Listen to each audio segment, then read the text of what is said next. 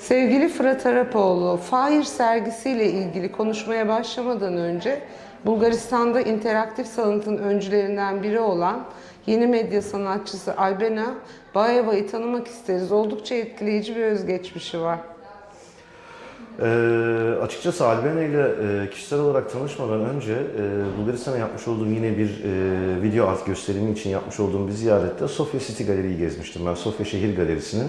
Orada peyderpey düzenlenen, özellikle genç sanatçılar için dönem dönem düzenlenen karma sergiler oluyor. Orada Albena'nın işini gördüğümde aslında naçizane bir sanat tarihçisi ve sanat eleştirmeni ve küratör olarak kariyerinin gerçekten açık olduğunu görmüştüm. Çünkü bir kaide üzerinde bir Barbie bebek heykelinin başı gözükmekteydi. Ve siz kaidenin etrafına döndüğünüzde sensör harekete geçmekte ve oradaki Barbie bebek bu sefer onu izleyeni diye böyle bir ıslık çalmaktaydı. O zamanki yaklaşımını görmüştüm. O sensörler aracılığıyla aktive olan heykel aslında feminist yaklaşımın önemli örneklerinden biriydi. Daha sonra Albena ile kişisel olarak tanıştım çünkü sık sık Bulgaristan'da etkinlikler yapmaya çalışıyorum ve de oradan buraya sanatçıları davet etmeye çalışıyorum. Bu komşuluk ilişkilerini çok önemsiyorum bir diğer yandan da. Sadece sanatçılar değil, aynı zamanda küratörler ve sanat eleştirmenlerin de. Daha sonra Albena ile Mardin Bienalinde birlikte çalıştık. Yine çok etkileyici bir iş yapmıştı. Arkasından en son yine Akdeniz Bienali için Tarsus merkezli olarak düzenlediğimiz ama birçok şehri kapsayan Akdeniz Bienalinde de bir artırılmış gerçeklik çalışmayla yer aldı. İşte şimdi burada Albena ile Fire isimli ki hem Bulgarca'da hem Türkçe'de fire vermek aynı aslında. Onlar da fireyi kullanıyorlar. Biz de fire biliyorsunuz. İşte bir kağıdı keseriz. O kağıdın dışında kalanlar fire vermek gibi.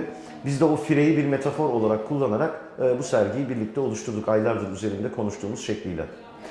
Sergi adına verilen fire kavramı altında küratör ve sanatçı olarak hangi kavramlara dikkat çekiyorsunuz?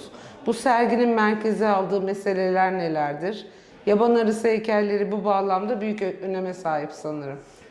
Ya evet, bir diğer yandan yaban arısının zaten oldukça farklı bir tür olarak burada yaban arısı kraliçelerini, bu kahramanları görüyoruz. Bu kahramanlar bir kadın anatomisine sahipler ve aynı zamanda o vahşi yaban arısı silüetindeler aynı zamanda ve sarı, magenta, kırmızı gibi parlak renkleriyle birlikte birer kahraman olarak dikkat ettiyseniz sanki pelerinleri varmış gibi serginin merkezinde yer almakta.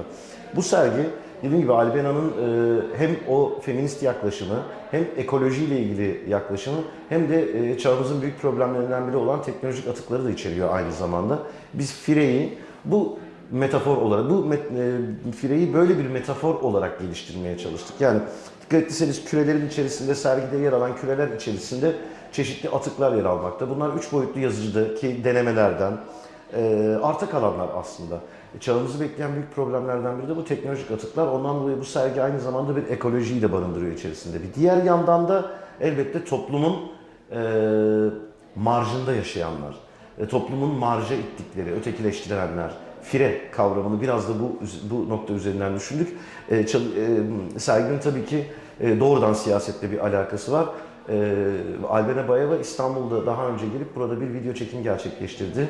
Burada videoda performans sanatçısı Korhan Başaran yer aldı ve video çekimini direktör, yönetmen ve sanatçı Osman Nuriyem gerçekleştirdi. Dünyanın Diktatörü videonun ismi. Videoda Korhan Başaran aslında bir Adolf Hitler bıyığına sahip olacak şekilde o ellerinde küreyle oynamakta ve aslında o dünyadaki o teknolojik faşizminde ayrı bir yönünü gözler önüne sermekte.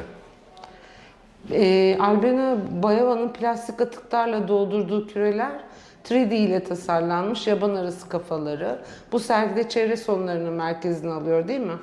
Evet, evet kesinlikle. Yani bir yandan kesinlikle Albena'nın bir yandan da sürekli yaklaşımları bu şekilde. Yani Mardin Bienalindeki çalışmasında da mesela atıl binalar vardı Bulgaristan'da, Sofya'da özellikle ve bir gayrimenkul zenginleşmesi, hem devlet hem özel sektöre odaklı bir tür gentrifikasyon projelerini merkeze alıyordu. Yine bu arada arttırılmış gerçeklikle çalışan bir çalışmaydı. Burada da aynı şekilde bizim dikkatimizi çektiği unsurlar bu atıklar. Biliyorsunuz yani bu atıklar konusu küresel ölçekte oldukça önemli. Teknolojik atıklar nereye gömülüyor, nereye atılıyor? Bununla ilgili harika belgeseller de çekildi son dönemde. Serginin kesinlikle elbette en temel noktalarından biri ekoloji. Fırat, Bulgaristan neredeyse İstanbul'a 3 saatlik mesafede olan bir ülke. Ancak sanatsal işbirlikleri konusunda ilişkilerimiz sanırım çok primitif düzeyde. Niye sıcak bir ilişki kurulamıyor? Bu bağlamda Kolek Galeri'nin İstanbul'da bir şube açmasını nasıl yorumluyorsun? Yani Bulgaristan'la peyderpey projeler yapıldı. Yani Yunanistan'la da olduğu gibi. Kesinlikle haklısın. Çok yakınız birbirimize ama ortaklaşa proje geliştirmek konusunda zorlanıyoruz. Akademik anlamda yapılıyor bu aslında. Yani ben bir akademisyen olarak asistanlığım döneminde Trakya Üniversitesi'ndeyken aslında Istranca Dağları'nı merkeze alan bir arkeolojik projede yer almıştım mesela. O Rodop Dağları'nı kapsayan bir şekilde tüm Trakya bölgesini kapsayan güzel bir etkinlikti. Fakat çağdaş sanat alanında bu eksikliğin sebebi sanırım birincisi ekonomik problemler. İkincisi belki bu noktada biraz daha ilişkilerin dönem dönem siyasal açıdan yükselmesi ve düşmesi diye tanımlayabiliriz. Birçok aslında Bulgar kökenli Türk sanatçımız var. İşte Şevket Sönmez gibi, Coşkun Sami gibi. Aslında onlar aynı zamanda bu ayrı duruyormuş gibi olmaklığı kırmaya da çalışıyorlar uzun zamandır ki buradan bir haber de vereyim. Mesela Haziran'ın 14'ünde Varna'da Coşkun Sami ve Şevket Sönmez sergi açacaklar. Kolek Galeri'nin bu noktada ben burada yatırım yapmasını gerçekten çok önemli buluyorum. Çünkü Kolek Galeri şu an olmayan ama daha önce Tophane'de bölgesinde bir galeri daha vardı. 2 şubeli olarak devam ediyordu karşılıklı caddenin iki tarafında. Orada birçok önemli Bulgar çağdaş sanatının önemli isimlerini sergiledi. Ve böylece biraz olsun çağdaş Türk sanat ortamı da biraz olsun bu sanatçıların işlerine tanık olmaya başladı. Bunun artarak devam etmesini dilerim ben. Elbette ki Bulgar sanatçıları biliyoruz. Özellikle birinci jenerasyon çağdaş Türk sanatının, çağdaş Bulgar sanatının önemli isimleri bazı koleksiyonlarda var zaten. Luçezar Boyacıyev, Netko Salakov gibi isimler. Türkiye'de biliniyorlar aslında. Bu tarz sergilerin biraz daha belki artarak devam etmesi özellikle bölgesel bir çağdaş sanat momentumunun ortaya çıkmasını sağlayabilir.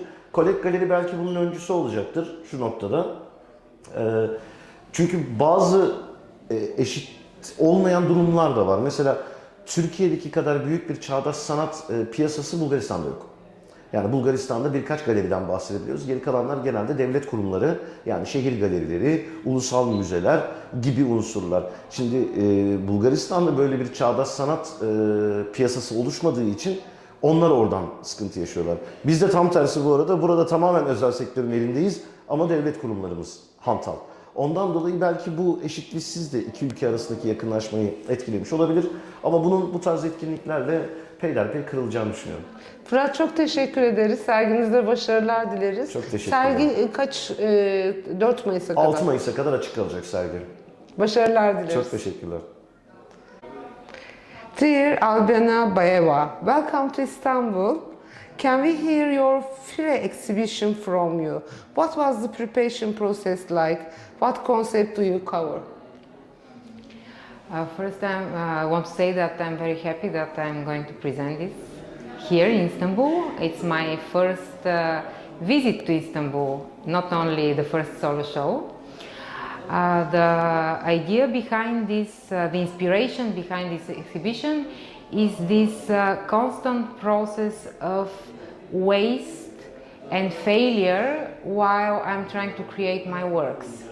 So every work that I create has this elements of months of working, of designing, and then trying to figure out how this could be produced. And the other aspect is my interest in 3D printing and new technologies in general. So when the 3D printers became accessible to everybody, I bought one and I started experimenting.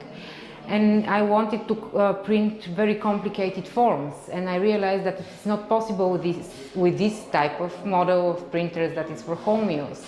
Then I started learning how to work, but then there were a lot of waste, and then I realized that this is how we develop in our civilizations, and our technology develops with a lot of failure, a lot of remodels, and a lot of waste that we leave behind, which nowadays starts to be a real problem.